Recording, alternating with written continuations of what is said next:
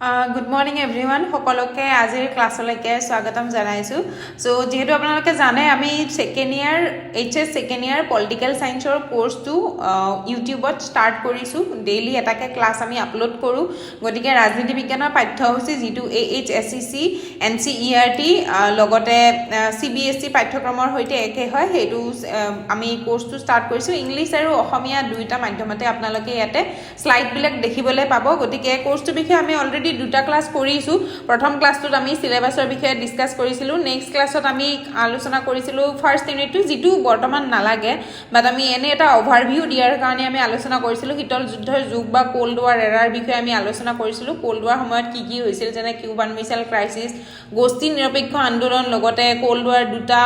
মূলত গোটে বিশ্বখন দুটা গোটে বিভক্ত হৈ আছিল সোভিয়েট ইউনিয়ন আৰু আমেৰিকা যুক্তৰাষ্ট্ৰ আজি আমি স্টাৰ্ট কৰিম ফাৰ্স্ট ইউনিট বুলি ইয়াতে ইউনিট 2 ইউনিট 1 দুটা হৈ আছে যি কি হোক মূল কথাটো হৈছে দ্বিতীয় বিশ্বৰ ভাঙন আৰু ডিমেৰুৰ পৰিসমাপ্তি যেটো তোমালোকে নিজৰ পাঠ্যপুথিত দেখিবলৈ পাবা যিখন AHSCC ৰ ABD ৰ যিখন পাঠ্যপুথি আছে AHSCC NCERT CBSE নতুন পাঠ্যক্ৰমৰ আধাৰত বুলি শৰ্মা জামান বৰুৱাৰ যিখন কিতাপ আছে সেইখন তোমালোকে দেখিবলৈ পাবা বা তোমালোকৰ সিলেবাসত দেখিবলৈ পাবা disintegration of the second world war and the collapse of bipolarity দ্বিতীয় বিশ্বৰ ভাঙন আৰু ডিমেৰুৰ পৰিসমাপ্তি এইটো ক্লাছ আজি স্টাৰ্ট কৰো আমি সো এতিয়া প্ৰথমতে ক'ব লাগিব ইন্ট্ৰোডাকশন যে সেকেন্ড ওয়াৰ্ল্ড বুলি ক'লে আমি কি বুজিম The second world referred to the Soviet Union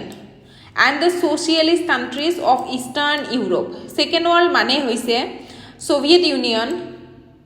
আৰু পূৰ্ব ইউৰোপীয় সমাজতান্ত্ৰিক দেশসমূহ এই দেশসমূহে সমাজবাদী আদৰ্শ অনুকৰণ কৰিছিল 1991 চনত সোভিয়েট ইউনিয়নৰ পতনৰ লগে লগে সেকেন্ড ওয়াৰ্ল্ড বা দ্বিতীয় বিশ্বৰ ভাঙন হয় ইয়াৰ ফলত ডিমেৰু ব্যৱস্থাৰ পৰিসমাপ্তি হয় গতিকে আমাৰ মূল চেপ্টাৰটো হৈছে দ্বিতীয় বিশ্বৰ ভাঙন আৰু ডিমেৰুৰ পৰিসমাপ্তি বা disintegration of the second world and the collapse of bipolarity আৰু ইয়াৰ অসমীয়াটো হৈছে দ্বিতীয় বিশ্বৰ ভাঙন আৰু ডিমেৰুৰ পৰিসমাপ্তি গতিকে ডিমেৰুৰ পৰিসমাপ্তি কেতিয়া হয় 1991 চনত ডিমেৰুৰ পৰিসমাপ্তি হয় যেতিয়া সোভিয়েট ইউনিয়নৰ পতন হয় আৰু সেকেন্ড ওয়াৰ্ল্ড বুলি ক'লে বা দ্বিতীয় বিশ্ব বুলি ক'লে মূলত আমি সোভিয়েট ইউনিয়ন আৰু পূৰ্ব ইউৰোপীয় সমাজতান্ত্ৰিক দেশসমূহৰ আদৰ্শটো বুজো গতিকে in 1991 the disintegration of the USSR led to the end of the second world war this resulted the collapse of the bipolar world order ডিমেৰু বিশ্ব যেটো ডিমেৰু বিশ্ব আছিল যেনেকে আমি ডিমেৰু বুলি এটো কাৰণে কোৱা হৈছে এটা মেৰু অধিগ্ৰহণ কৰি আছিল আমেৰিকা যুক্তৰাষ্ট্ৰ USA যেটো আছিল পুঁজিবাদী ৰাষ্ট্ৰৰ আদৰ্শ গ্ৰহণ কৰা হৈছিল আৰু আন্তমেৰু ডিমেৰু বুলি কওঁতে আন্তমেৰু অধিগ্ৰহণ কৰি আছিল সোভিয়েট ইউনিয়ন বা USSR আৰু সোশিয়েলিস্ট কান্ট্ৰিজ অফ ইস্টাৰ্ন ইউৰোপ পূৰ্ব ইউৰোপীয় সমাজতান্ত্ৰিক দেশসমূহে আন্তঃ মেৰু অধিগ্ৰহণ কৰি আছিল গতিকে ডিমেৰু পৰিসমাপ্তিৰ লগে লগে কোল্ড ওয়াৰৰো সমাপ্তি হয় বুলি আমি ক'ব পাৰো So ইয়াতে কৈছে the meaning of second world ইয়াতে কোৱা হৈছে দ্বিতীয় বিশ্বৰ অৰ্থ বুলি ক'লে the second world included দ্বিতীয় বিশ্ব অন্তৰ্ভুক্ত হৈ আছে USSR মূলত সোভিয়েট ইউনিয়ন যেটো বৰ্তমান ৰাছিয়াৰ পূৰ্বসূৰী বুলি কোৱা হয় আৰু পূৰ্ব ইউৰোপীয় দেশসমূহ যেনে পোলেণ্ড হাংগেৰী পূৰ্ব জাৰ্মানী ইত্যাদি চেকোস্লোভাকিয়া স্লোভেনিয়া এইবিলাক বহুতখিনি দেশ আছে আমি আলোচনা কৰিম কি দেশ জড়িত হৈ আছে ইয়াৰ ভিতৰত আমি পিছত আলোচনা কৰিম লাহে লাহে পূৰ্ব জাৰ্মানী পোলেণ্ড হাংগেৰী আন বহুতো চেকোস্লোভাকিয়া বিভিন্ন সৰু সৰু বালকান দেশবিলাক জড়িত হৈ আছে ইয়াতে লগতে মেইন ফিচাৰ্স বুলি ক'লে কি ক'ব লাগিব one party system state controlled economy লগতে কমিউনিষ্ট আইডিওলজি প্ৰধান বৈশিষ্ট্য বুলি ক'লে ক'ব লাগিব দ্বিতীয় বিশ্বৰ যে একদলীয় ব্যৱস্থা এটা ৰাজ্য বা ৰাষ্ট্ৰ নিয়ন্ত্ৰিত অৰ্থনীতি আৰু লগতে কমিউনিষ্ট মতবাদ কমিউনিষ্ট মানে সাম্যবাদী মতবাদ সাম্যবাদী মতাদৰ্শ নেক্সট আমি আহো causes of disintegration of the second world আজিৰ ক্লাছত জাস্ট এনে স্টাৰ্ট কৰিম নেক্সট ক্লাছত আমি ভালকে ডিটেইল কৈ দ্বিতীয় বিশ্বৰ ভাঙনৰ কাৰণবিলাক আলোচনা কৰিম ইয়াতে প্ৰথমটো কাৰণ হৈছে অৰ্থনৈতিক স্থবিৰতা ইকোনমিক ষ্টেগনেশ্যন এণ্ড ইনএফিচিয়েন্সি অৰ্থনৈতিক স্থবিৰতা আৰু অকাৰ্যকৰীতা কি হৈছিল দ্বিতীয় বিশ্বত হেতু সময়ত দ্বিতীয় বিশ্বৰ ভাঙনৰ এটা কাৰণ হৈছে 1945 পৰা 1991 চনৰ ভিতৰত দ্বিতীয় অৰ্থাৎ সোভিয়েট ইউনিয়নত বহুতখিনি বিভিন্ন ৰাষ্ট্ৰই কি কৰিছিল নিজকে অৰ্থনৈতিক স্থবিৰতাই দেখা দিছিল দেশবিলাকৰ মাজত আৰু দেশবিলাকে কি কৰিছিল নিজকে স্বাধীন কৰাৰ সোভিয়েট ইউনিয়নৰ পৰা ওলাই আহি নিজকে স্বাধীন কৰাৰ কাৰণে যুঁজা চলাইছিল হেতু এটা মূল কাৰণ আছিল heavy military expenditures due to heavy military এইখিনি কি হৈ গ'ল heavy military expenditures due to arms race, public dissatisfaction and the lack of political freedom. অস্ত্ৰ প্ৰতিযোগিতাৰ ফলত অত্যধিক সামৰিক ব্যয় কৰা হৈছিল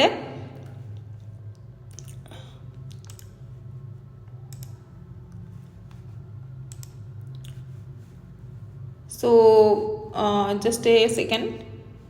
okay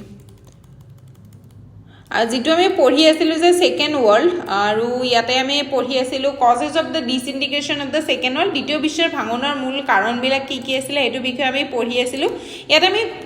নেক্সট কৈছিলো যে heavy military expenditures due to arms race অস্ত্ৰ প্ৰতিযোগিতাৰ ফলত অত্যধিক সামৰিক ব্যয় হৈছিল হেতু সময়ত যে কি অস্ত্ৰ প্ৰতিযোগিতা দেখা দিছিল দ্বিতীয় বিশ্বৰ লগতে প্ৰথম বিশ্ব আমেৰিকা যুক্তৰাষ্ট্ৰ আৰু সোভিয়েট ইউনিয়নৰ মাজত অস্ত্ৰ প্ৰতিযোগিতাই দেখা দিছে ইয়াৰ আগৰ ক্লাছটো যোৱাকালিৰ ক্লাছটোত আমি শীতল যুদ্ধৰ সময়ছোৱাৰ কথা কওঁতে আমি কৈছো যে শীতল যুদ্ধৰ এটা মূল কাৰণ আছিল অস্ত্ৰ প্ৰতিযোগিতা এটা মূল বৈশিষ্ট্য বুলি ক'লে অস্ত্ৰ প্ৰতিযোগিতাৰ কথা ক'ব লাগিব গতিকে এটা দ্বিতীয় বিশ্ব ভাঙনৰ এটা কাৰণ হৈছে অস্ত্ৰ প্ৰতিযোগিতাৰ ফলত অত্যধিক সামৰিক ব্যয় হৈছিল হেতু কাৰণে অৰ্থনৈতিক স্থবিৰতায়ো দেখা দিছিল হেতু কাৰণে ইকোনমিক ষ্টেগনেশ্যন হৈ গৈছিল ইউৰোপীয়ন দেশখিনিৰ মাজত নেক্সট টু হৈছে public dissatisfaction and lack of political freedom জনসাধাৰণৰ অসন্তোষ আৰু ৰাজনৈতিক স্বাধীনতাৰ অভাৱে দেখা দিছিল নেক্সট টু হৈছে failure of one party system একদলীয় ব্যৱস্থাৰ ব্যৰ্থতা লগতে গ্ৰোইং ডিমান্ড ফৰ ডেমক্ৰেসি গণতন্ত্ৰৰ দাবীৰ বৃদ্ধি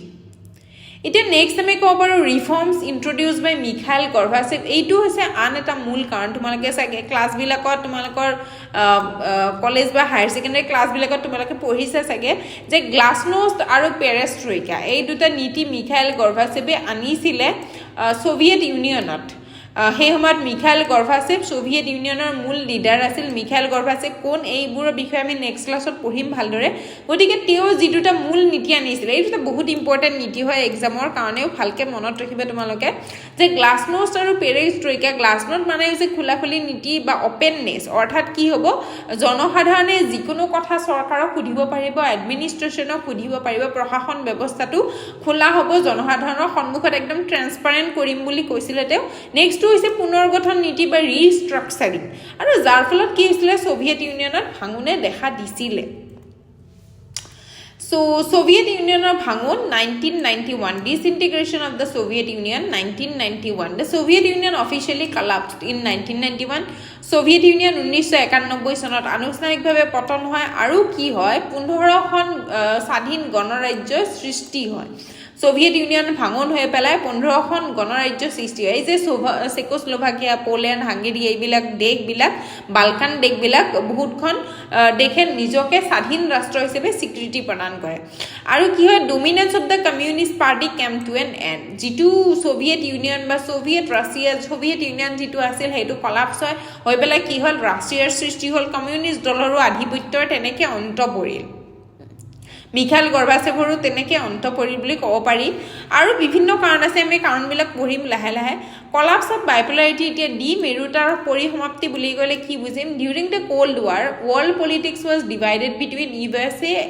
ফাৰ্ষ্ট ৱৰ্ল্ড এণ্ড দ্য ইউএছএছৰ ছেকেণ্ড ৱৰ্ল্ড শীতল যুদ্ধৰ সময়ত বিশ্ব ৰাজনীতি বিভক্ত আছিল মাৰ্কিন যুক্তৰাষ্ট্ৰ যিটোক আমি প্ৰথম বিশ্ব বুলি ক'ম লগতে সোভিয়েট ইউনিয়ন যাক আমি দ্বিতীয় বিশ্ব বুলি ক'ম with the collapse of the ইউএছএছৰ সোভিয়েট ইউনিয়নৰ পতনৰ লগতে with the collapse of the Soviet USSR bipolarity ended এই ডিমেৰু ব্যৱস্থাটোৰ অন্ত পৰিল যেহেতু প্ৰথম বিশ্ব বুলি ক'লে আমেৰিকা যুক্তৰাষ্ট্ৰ কোৱা আছে আৰু দ্বিতীয় বিশ্ব বুলি ক'তে সোভিয়েট ইউনিয়নক কোৱা আছে গতিকে এই ডিমেৰু ব্যৱস্থা যেহেতু সোভিয়েট ইউনিয়নৰ পতন ঘটি থাকিল 1991 চনত হয় নহয় 1991 চনত যেহেতু সোভিয়েট ইউনিয়নৰ পতন ঘটি থাকিল ডিসইন্টিগ্ৰেট হৈ গ'ল হৈ পেলাই কি হ'ল নতুন নতুন ৰাষ্ট্ৰ কিছুমানৰ সৃষ্টি হ'ল গতিকে ঠিক তেনেকে ডিমেৰু ব্যৱস্থাৰো পতন ঘটিল লগতে কি হৈছে বাইপোলাৰিটি এন্ডেড হ'ল and the USA emerge as the sole super power in that time মাৰ্কিন যুক্তৰাষ্ট্ৰৰ একমাত্ৰ মহাশক্তি হিচাপে উদ্ভৱ হয় সেইটো সময়ছোৱাত তাৰপিছত আমি পঢ়িব পাৰোঁ ইম্পেক্ট অফ কলাপস অফ বাইপোলাৰিটি আমি পঢ়োঁ এতিয়া ডিমেৰুতাৰ পৰিসমাপ্তিৰ প্ৰভাৱসমূহ কেনেকুৱা আছিল যে এণ্ড অফ কোল্ড ৱাৰ শীতল যুদ্ধৰ লগালগ অন্ত পৰিল লগতে কি হ'ল ডিক্লাইন অফ আইডিঅলজিক্যাল কনফ্ৰণ্টেশ্যন মতবাদগত সংঘাত হ্ৰাস পায় যিহেতু এটা শক্তি কোল্ড ৱাৰৰ সময়ত বা শীতল যুদ্ধৰ সময়ছোৱাত দুটা মূল শক্তিধৰ দেশ আছিলে গোটেই বিশ্বত দপদপাই আমেৰিকা যুক্তৰাষ্ট্ৰ পুঁজিবাদী আদৰ্শ লৈ আছিলে কেপিটেলিষ্ট যিটো আইডিঅলজি লৈ আছিলে আৰু সোভিয়েট ইউনিয়ন আছিলে ছ'চিয়েলিষ্ট বা কমিউনিষ্ট যিটো মতাদৰ্শ লৈ পেলাই আছিলে যিহেতু সোভিয়েট ইউনিয়নৰ পৰিসমাপ্তি ঘটিলে গতিকে কি হ'ল আইডিঅলজিক্যাল কনফ্ৰণ্টেশ্যন যিটো মতামতগত সংঘাত এটা হৈ আছিলে পুঁজিবাদ আৰু সমাজবাদক লৈ পেলাই সেইটো আদৰ্শৰো সমাপ্তি ঘটিল গোটেই বিশ্বত আমেৰিকা যুক্তৰাষ্ট্ৰৰ দপদপনি বৃদ্ধি পালে 1991ৰ পিছত এমাৰ্জেন্স অফ দ্য ইউনিপোলাৰ ৱৰ্ল্ড ছিষ্টেম একমেৰু বিশ্ব ব্যৱস্থাৰ উদ্ভৱ হয় আৰু কিন্তু সেই একেখিনি সময়ত ইউনিপোলাৰ বুলি কওঁতে আৰু এটা কথা মনত ৰাখিব লাগিব আমি যে চাইনাৰ নিচিনা কিছুমান আন নতুন নতুন ইকনমিক ছিষ্টেমৰ কিছুমান উদ্ভৱ হয় যেনে এছিয়ানৰ উদ্ভৱ হ'ল সেইটো সময়ত এছিয়ানৰ বিষয়ে আমি লাহে লাহে পিছত পঢ়িম গতিকে এইটো সময়ত একমাত্ৰ ইউনিপোলাৰ বা একমেৰু বিশ্ব বুলিয়ে নকৈ পেলাই বহুমেৰু বিশ্ব বুলিও ক'ব পাৰি বা মাল্টিপোলাৰ ৱৰ্ল্ড ছিষ্টেম বুলিও ক'ব পাৰি 1991ৰ পিছৰ সময়ছোৱাখিনি একে সময়তে আন এটা ইম্পেক্ট অফ কলাপছ অফ বাইপোলাৰিটিৰ কথা ক'ব গ'লে আমি ৰিডিউচড ইম্পৰ্টেঞ্চ অফ নেম বা গোষ্ঠী নিৰপেক্ষ আন্দোলনৰ গুৰুত্বও সেই সময়ত লাহে লাহে হ্ৰাস পাইছে বুলিও কিছুমানে ক'ব পাৰে বা কিছুমানে অৰ্থাৎ সেইটো সময়ত যিটো দ্বিমেৰু ব্যৱস্থা বা কোল্ড ৱাৰৰ সময়ছোৱাত গোষ্ঠী নিৰপেক্ষ আন্দোলনৰ প্ৰভাৱ অতি বেছি আছিল কিন্তু লাহে লাহে 1991ৰ পিছত গোষ্ঠী নিৰপেক্ষ আন্দোলনৰ গুৰুত্বও হ্ৰাস পায় বুলি কিছুমানে ক'ব বিচাৰে দ্বিমেৰুতাৰ পৰিসমাপ্তিৰ পিছত আৰু লগতে কি হ'ল expansion of globalisation and liberal democracy বিশ্বায়ন আৰু উদাৰ গণতন্ত্ৰৰ বিস্তাৰ ঘটে গোটেই বিশ্বতে whole world has accepted liberal democracy as their economic policy ঠিক আছে লিবাৰেল ডেমক্ৰেচিটোক বা যিটো উদাৰবাদী গণতন্ত্ৰ বা উদাৰবাদী অৰ্থনীতি আমাৰ ভাৰতবৰ্ষই 1991 চনত ষ্ট্ৰাকচাৰেল এডজাষ্টমেণ্ট পলিচি গ্ৰহণ কৰিছিলে হয়নে নহয় যিটো আছিলে উদাৰীকৰণ গ্লোবেলাইজেশ্যন আৰু প্ৰাইভেটাইজেশ্যন এই তিনিটা আদৰ্শ আমাৰ ইকনমিৰ ক্ষেত্ৰত গ্ৰহণ কৰা হৈছিলে 1991 চনত গতিকে ঠিক তেনেকৈ গোটেই বিশ্বতে এটা উদাৰবাদী আদৰ্শৰ এটা উদ্ভাৱন হৈছিলে সেইটো সময়ছোৱাত এতিয়া শেষত আমি ক'ব পাৰোঁ আজিৰ ক্লাছটোৰ শেষত আমি এইখিনি ক'ব পাৰোঁ যে the disintegration of the second world transform global politics যিহেতু দ্বিতীয় বিশ্বই আন এটা বিশেষ এটা আদৰ্শ গ্ৰহণ কৰি আছিল সমাজবাদী আদৰ্শ যিহেতু দ্বিতীয় বিশ্ব বা ছোভিয়েট ইউনিয়নৰ পতন ঘটিলে গতিকে সেই আদৰ্শৰো পতন ঘটিলে আৰু পতন ঘটি পেলাই কি হ'ল এটা গ্লোবেল পলিটিক্স বা বিশ্ব ৰাজনীতিত এটা গভীৰ পৰিৱৰ্তন আনিলে ইকনমি ক্ষেত্ৰতে হওক বা ৰাজনীতিৰ ক্ষেত্ৰতে হওক এটা গভীৰ পৰিৱৰ্তন আহিলে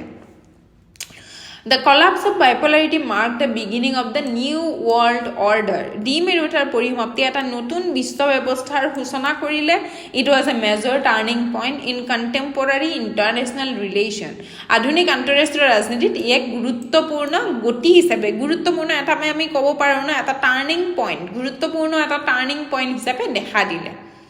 গতিকে আজিৰ ক্লাছত এইখিনি আমি আলোচনা কৰিলোঁ নেক্সট আমি আলোচনা কৰিম পূৰ্বত ছোভিয়েট ইউনিয়নৰ গৰ্ভাচেপ আৰু খণ্ডিতকৰণ বাৰ্লিন ৱালৰ বিষয়ে আলোচনা কৰিম আমি সাম্যবাদী শাসনৰ কমিউনিষ্ট যিটো ছিষ্টেম আছিলে তাৰে